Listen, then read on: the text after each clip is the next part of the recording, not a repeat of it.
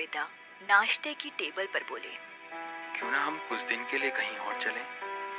हाँ प्लीज, मैं लोगों के ताने सुन सुनकर उकता गई हूँ। इसकी बड़ी बहन के साथ कभी ऐसी प्रॉब्लम नहीं आई। कल ही मिसेस गुप्ता भी बोल रही थी। मतलब माना कि पेपर में हमारी फोटो आती है, पर दिस इज टू मच की। दिया की माँ बहुत बेसब्र महिला थी, जिनकी नजर में सामाजिक रुतबे से बड़ा कुछ नहीं था।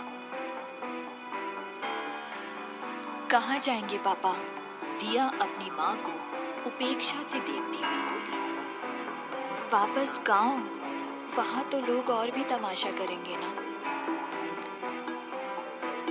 खैर, चल सकते हैं। उन लोगों की लाइफ भी बड़ी बोरिंग सी है। मैं जाऊंगी तो कुछ मसाला तो मिलेगा गॉसिप के लिए। पापा थोड़ी देर सोचते रहे। बेटा, मेरे दोस्त का घर है पहाड़ों पर, छोटा सा कस्बा है।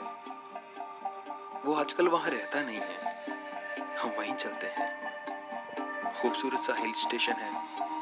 वहां कोई हमें तंग भी नहीं करेगा, कोई जानता ही नहीं। कुछ दिन आराम से रहेंगे। दिया ने सहमति में सर हिला दिया। दिया उठकर अपने रूम में आ गई। उसने अपना फोन देखा। 2 मिस कॉल। वो विनय था। पता नहीं क्यों अब विनय को लेकर उसमें वो उत्साह नहीं रह गया था। वो जानती थी कि जो कुछ भी हुआ उसमें उसकी गलती नहीं थी। वो तो बस अपनी ड्यूटी निभा रहा था। पर फिर भी जो हुआ था, उसने उसके और विनय के बीच उन सब ने एक खाई का काम किया था। तभी फोन बजा। हेलो दिया, कैसी है? दी ना दिया, तू तो बहादुर है ना। बचपन में भी देख, मैं तो डर जाती थी हर चीज से, पर तू तो। मैं इडियट हूँ दी, और कुछ नहीं। मती मारी गई थी मेरी। जो मैं। दिया, तूने कुछ गलत नहीं किया, वही किया जो करना चाहिए था। देख, मैं जानती हूँ तू अभी दुखी है, पर अगर तू उन लोगों के अगेंस्ट फिटनेस नहीं बनती ना, तब भी तुझे चैन ना पड़ता। मैं क्या जानती नहीं तुझे? वो सब छोड़, ये बता, वो हैंडसम इंस्पेक्टर दोबारा मिला कि नहीं? दिया ने बात बदल दी। अच्छा दी, हम लोग खन्ना अंकल के गांव वाले फार्म हाउस पर जा रहे हैं कुछ दिनों के लिए।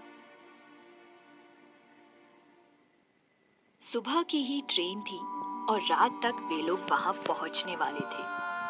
सुबह सुबह दिया घर के सामने खड़ी एक टैक्सी से सामान रखवा रही थी, जब एक बाइक आकर वहां रुकी। दिया ने चौंक कर देखा, वो विनय था। बाइक खड़ी करके वो पास आया। नाराज हो? नहीं तो, बस मैं। दिया उससे नजरें चुराने लगी। माफ करना, मैं कुछ। कोई बात नहीं। अचानक दिया को लगा जैसे वो उसकी माफी नहीं सुनना चाहती। कहीं जा रही हो?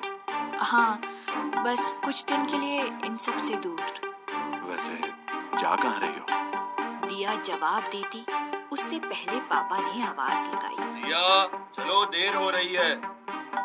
चलती हूँ, दिया बोली, और वो जल्दी से टैक्सी की ओर बढ़ गई। विनय टैक्सी को जाता हुआ अफसोस से देखता रहा। उसे महसूस हो रहा था कि कहीं ना कहीं उसकी वजह से दिया का पूरा भविष्य अंधेरे में चला गया। वो दिया के भविष्य के बारे में सोच रहा था। विनय और दिया के रास्ते शायद फिर मिले ना मिले, पर दिया जिस ट्रेन में बैठने वाली थी, उसका रास्ता सीधा उस ट्रेन स्टेशन पर पहुंचने वाला।